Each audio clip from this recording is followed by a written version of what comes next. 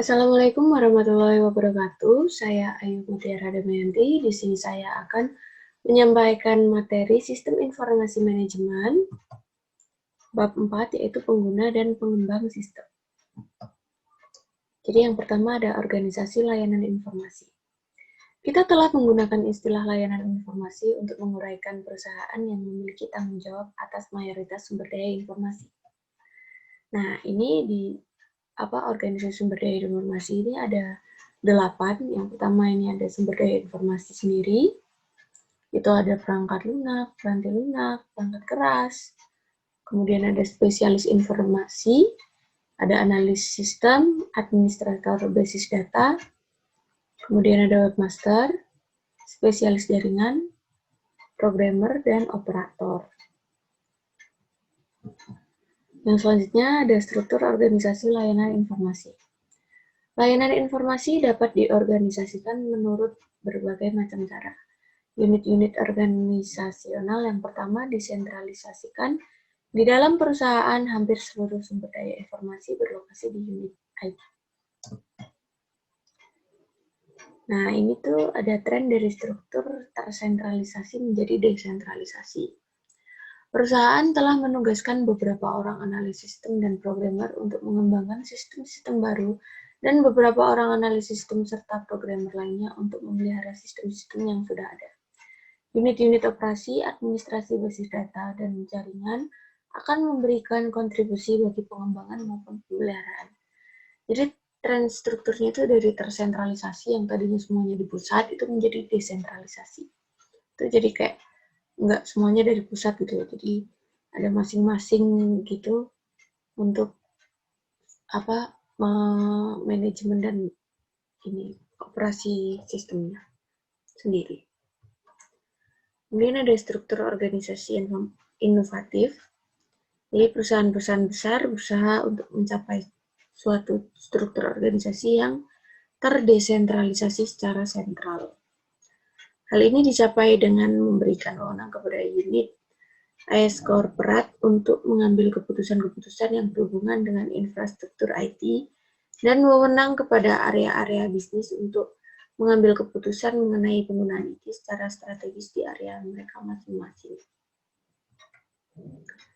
Kemudian ada komputasi pengguna akhir. Jadi di akhir tahun 1970-an, kita dapat melihat berkembangnya minat dari pihak pengguna untuk mengembangkan aplikasi komputernya sendiri. Suatu pendekatan yang disebut komputasi pengguna akhir atau end user computing. Komputasi pengguna akhir timbul disebabkan oleh 4 pengaruh utama. Ini ada 4, yaitu yang pertama dampak pendidikan komputer, kemudian ada antrian layanan informasi, kemudian ada murahnya peranti keras, dan yang terakhir ada peranti lunak siap pakai. Yang selanjutnya ada kriteria pendidikan, pengetahuan, dan keahlian yang dibutuhkan untuk karir di bidang layanan informasi. Pengembangan sistem informasi memerlukan keahlian dan pengetahuan khusus. Ahli informasi menerapkan keahlian dan pengetahuannya secara profesional dengan jam kerja penuh waktu. Pengguna menerapkan keahlian dan pengetahuannya dalam menangani sistem informasi hanya sampai tingkat tertentu. Jadi penggunanya tuh kayak nggak semuanya gitu, cuman ahli informasinya dia semuanya bisa. Ini ada pengetahuan pengembangan sistem. Jenis pengetahuan yang memungkinkan seorang berkontribusi dalam pengembangan sistem termasuk diantaranya ada pemahaman komputer, pemahaman informasi, dasar bisnis, teori sistem, proses pengembangan sistem, serta pemodelan sistem. Kemudian kalau keahlian pengembangan sistemnya itu ada 4, yaitu keterampilan komunikasi, kemampuan analitik, kreativitas, serta kepemimpinannya. Nah, yang selanjutnya ada pengguna sebagai suatu sumber daya informasi. Pengguna dari sistem informasi perusahaan merupakan sumber daya informasi penting yang dapat memberikan suatu kontribusi yang nyata dalam mencapai sasaran strategi dari meraih keunggulan kompetitif. Keuntungan komputasi pengguna akhir. Ini ada menyamakan kemampuan dan tantangan serta mempersempit jarak komunikasi. Itu ada 2 hal utama. Serta resiko komputasi pengguna akhir itu ada sasaran sistem yang buruk, sistem yang dirancang dan didokumentasikan dengan buruk, pengguna sumber daya informasi yang tidak efisien, hilangnya integritas data, hilangnya keamanan, serta hilangnya kendali. Lalu, ada otomatisasi kantor. Otomatisasi kantor adalah penerapan otomatisasi seperti teknologi komputer pada pekerjaan kantor. Pergeseran dan pemecahan masalah administratif ke manajerial. Ini nih dari otomatisasi kantor ini menimbulkan kayak pergeseran dan pemecahan masalah administratif ke manajerial. Seiring dengan bertambahnya pengetahuan komputer di kalangan manajerial dan profesional, mereka menyadari bahwa mereka dapat menggunakan berbagai aplikasi untuk memecahkan masalah yang mereka hadapi. Jadi gitu teman-teman. Kemudian ini ada kantor maya or virtual office. Kemampuan untuk menghubungkan orang secara elektronik membuka pintu-pintu baru dalam kegiatan bagaimana pekerjaan kantor dilaksanakan. Yang ini bahkan membuat pekerjaan kantor tidak harus dikerjakan di kantor sebagai nantinya.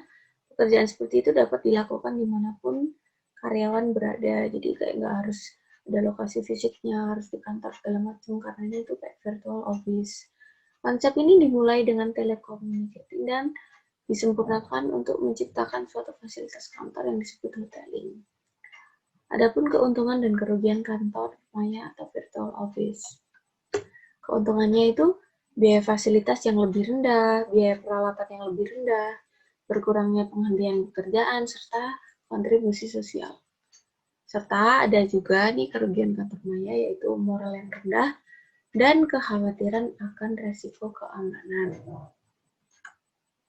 Kemudian ada organisasi maya atau virtual organization. Nah, keberhasilan kantor maya yang tadi memicu para visioner untuk melihat bagaimana kantor maya dapat diperluas hingga berlaku bagi keseluruhan perusahaan-perusahaan sebuah organisasi maya.